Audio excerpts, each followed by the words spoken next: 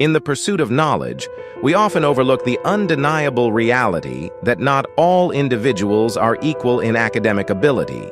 Some don't even have equal access to educational opportunities. Many struggle with school and learning how to study. Kiyotaka Ayanokoji, the main protagonist of the light novel, anime, and manga series, Classroom of the Elite, is quite an exception when it comes to academic struggle. I am a first-year high schooler, 16 years old. However, my knowledge far exceeds the amount learned in a lifetime. I realized it, was made to realize it, that humans have an endless amount of curiosity. I will teach you the key to academics.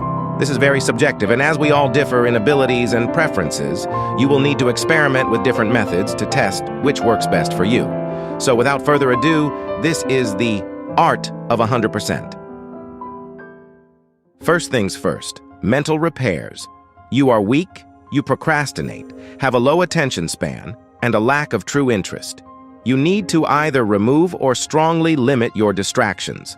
Short-form content is both killing time that could be used to study, but also is rotting your brain and attention span. Academic perfection requires concentration. You will also need few distractions. If you'd like to study at home or in your room, limit what can distract you. An excessive amount of posters, electronics, or any form of distractions must go. Turn your phone fully off and keep it in a separate room. Music is only okay if very quiet and no lyrics. I recommend classical music or lo-fi.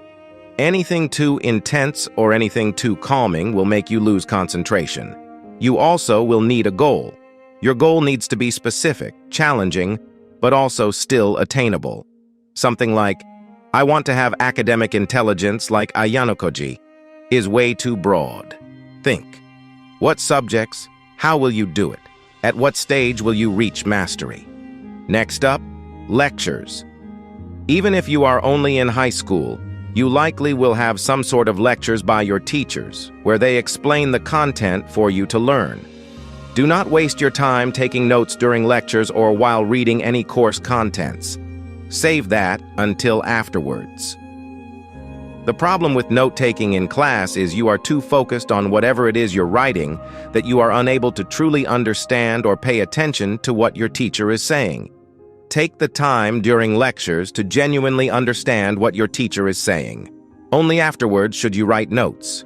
When you write them afterwards, you train your long-term memory to recall facts from the lecture.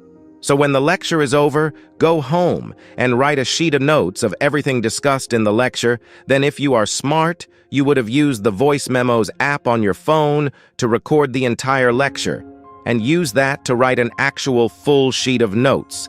This way, you're learning and pushing it into your long-term memory, but with a recording of the lecture, you're also able to make sure you don't miss anything. After the notes are complete, review them every day. You need to fight the struggle of memorization by drilling it into your mind every single day. Secondly, be smart about your studies. It is better to study in a smart manner than an intensive manner. Use the Pomodoro technique. Essentially, it is a time management system using 25-minute periods of work followed by 5-minute breaks. Then a 15-30-minute break after around 4 consecutive work intervals. This technique focuses on breaking down large tasks into smaller and more manageable ones.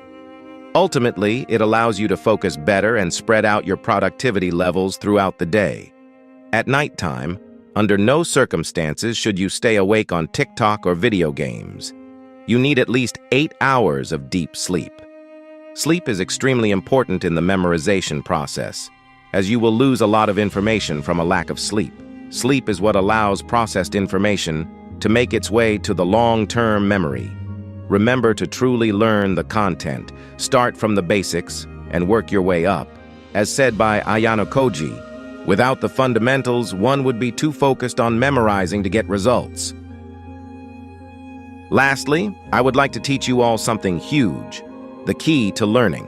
This should give you a sort of inspiration and guidance in studying. Here it is. When you're learning something new, you are essentially having 2 core experiences. Either you're getting something new or you're stumped and don't understand what you're looking at. It sounds overly simple, but much of your learning comes down to these two states.